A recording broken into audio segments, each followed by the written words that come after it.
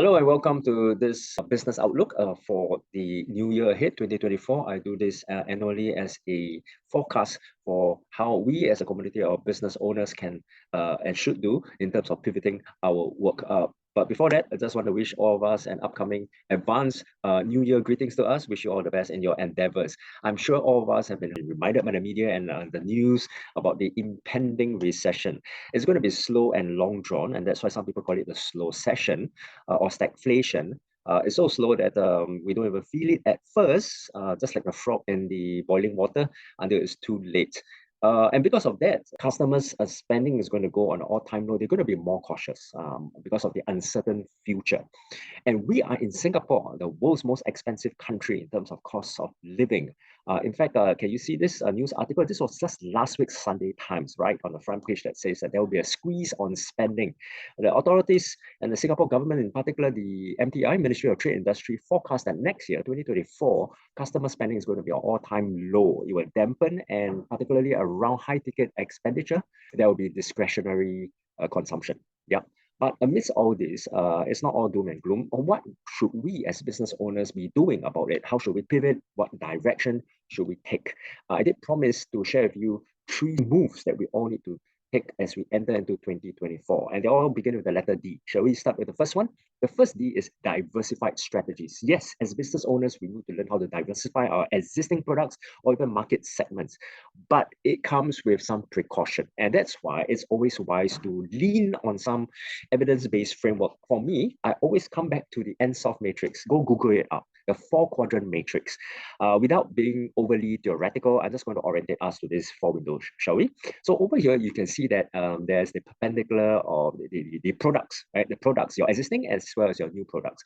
And then over on the horizontal, you will see that is your market, your existing market segment or your new market segment. We all as businesses begin here, right? Our existing products, services, and our markets. Now, in upcoming recessions or where we see uncertain future, we owe it to ourselves. It's our responsibility to begin developing and diversifying. So how do we diversify now? NSOF warns us that there are only 2 areas you can diversify, and don't just go all over the place and start developing random stuff. These are the 2. The first one is to go up to develop new products. But notice, new products for existing customers, existing market segment, right? So you don't just go developing new stuff for new people, for your existing customer base. Or you can go ahead horizontally to develop new market segments, new customer bases, but with your existing products. So you already have an existing service or product, but you're going to market to new segments, new target audiences. And NSOF warns us never, never, ever just jump straight diagonally into the unrelated products or services. In other words, this domain is called the unrelated diversification. For example, if you're a software company servicing solutions to IT engineers, engineering companies, you don't all of a sudden just decide that you want to go into F&B business, opening up a restaurant for God knows which market segment, right? It's totally unrelated. And it's wise to take heed from the godfather of diversification, Richard Branson from the Virgin Group, who says that he never ever once put 2 feet in 2 separate boats. Always take 1 step forward, 1 feet into 1 new boat first, and then test the market or your products with the customer base first. So anyway, this is just a theoretical framework which I use and I advise all my clients not to just jump all over the place and pivot wildly, randomly, but to obey the laws of what you have so that there can be some caution and with high intention in terms of diversifying. I want to give you an example of what we do. Now, many of you know that in the last few years, this is just 1 or 2 of my verticals that we have put into our work. Breakthrough Academy and Breakthrough Therapy, they serve the education and the wellness or the mental health sector, right? Therapies. So for next year, in fact, we just came back from overseas on a work trip and we just put together a new product. So what we did was to develop a new program, which is called Thrive, a 4-day 3-night bespoke wellness retreat. I mean, it is a getaway. We've got flight partners as well as a spa resort location. And we are developing this new product, but for existing customers, our existing market, which are those in our academy, our clients who are into personal development, as well as our therapy business, which is into mental health as well as wellness. So they're not too far off. They're what we call related diversification. So this is something that you can try. as you begin to innovatively look at what you have existingly, as well as moving towards different segments in terms of your diversification strategies. The second D is differentiated offerings. Differentiated offerings. Now, there are many offerings out there. Your existing offerings has a price point to a particular target customer. And how will you this is not the diversifying, this is differentiating it from the rest. In other words, making it stand out, making it different from what the rest are offering. Many offerings out there are price points based on hours or units, and that causes customers to start comparing, because in this great shift of the economic landscape, customers are going for high value. They are looking for cheap, yes, but they're also looking for who gives the bigger bang for their buck. In other words, it's value, it's not just price. So one of the things that we business owners can start thinking about is learning to look at our clients from an LTV lens. LTV simply means long-term value or long-term view of a client. Don't just look at them as ad hoc or piecemeal offerings where you just sell them one time and that's it, and then you start the whole cycle all over again. How can you keep a client for the long term and have that view of creating value such that they will stay? So is it loyalty programs? Is it subscription models? These days, if you don't have a subscription-based membership model, for example, it's going to be really, really difficult for your business to sustain. And especially as we enter into the new year where we need to keep hunting, searching for new clients, why don't we offer our old clients, our loyal clients, membership subscription model where they become long-term fans and repeat customers based on your differentiated offerings. Now, this, of course, is not new. Netflix is doing it. Your Zoom account is a subscription model. Your telcos, your phone, even things like softwares, right? Like Microsoft and all that, they are all going for subscription-based models so that they offer high value over a longer period of time, because when you buy long-term, when you pay upfront for 1 year, 2 years, for example, when you hold an account, obviously they're going to adjust the price so that it becomes value for investment, right? So the spa business, chiropractors, physiotherapists, they're all offering longer packages so that they can keep their clients and service them even in a downturn. Differentiated offerings. The third D is dedicated marketing.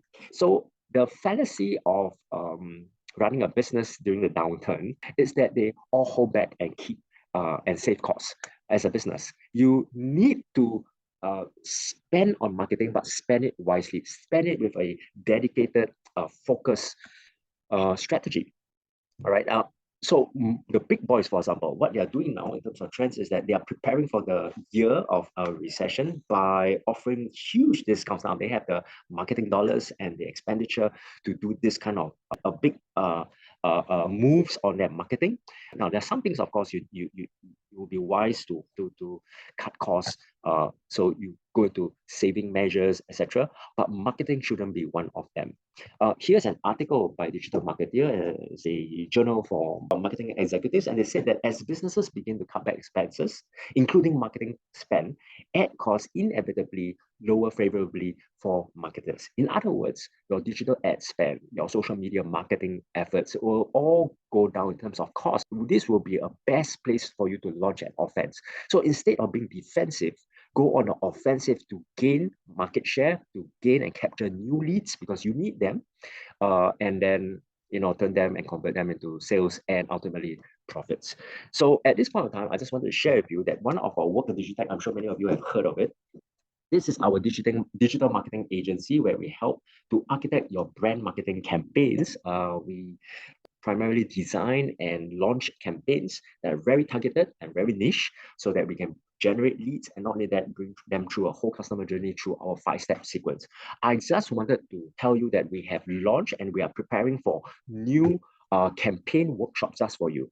In our campaign workshops, typically we keep it really small, 8 packs, 10 packs, 12 packs at the max, because it's a live in-person coaching as well. And what we do is that we utilize the 5-step formula in terms of campaign hacking, so that we teach you the 5 stations as well as the strategies and the tools that are needed for you to design, and then you can launch it after this 3-hour workshop. Let me tell you what is included here. You get to design and build your own marketing funnel through this campaign. You are going to have a hands-on coaching because myself and my team will be there from Digitech to walk you through, to break down the concepts and to literally handhold you step by step. And this campaign workshop is actually an accelerated form. Sorry, I just need to move my screen for a while. Is to accelerate your campaign hacking process down to just 3 hours, 3 to 4 hours maximum. What usually takes months to design, and of course, try and error and all that. We're going to kind of compress time just for you, so they can just take this playbook after these 3 hours and then you launch it on your own. Or you could even partner with us at the end of this workshop so that we can really guide you through and also help you launch your digital ads online. Okay, so typically this costs $1,390, but guess what? We're going to offer this totally free for you, especially in the first quarter of 2024, because we are looking for partners that we really want to see succeed. Now, you might be asking why we're doing this, because we truly believe that when you succeed, when you as our partner or client succeed, we succeed. And we're collecting testimonials at this time because we are already have soft launched this work of Digitech and we are ready to scale it in the new year 2024. So wait no longer. Click on this link where you're watching, or you can cut and paste this, or this URL link, or you just take your phone and just scan it, look for dates that are appropriate for you, suitable for you, the upcoming workshop runs, and I'll see you in those classes.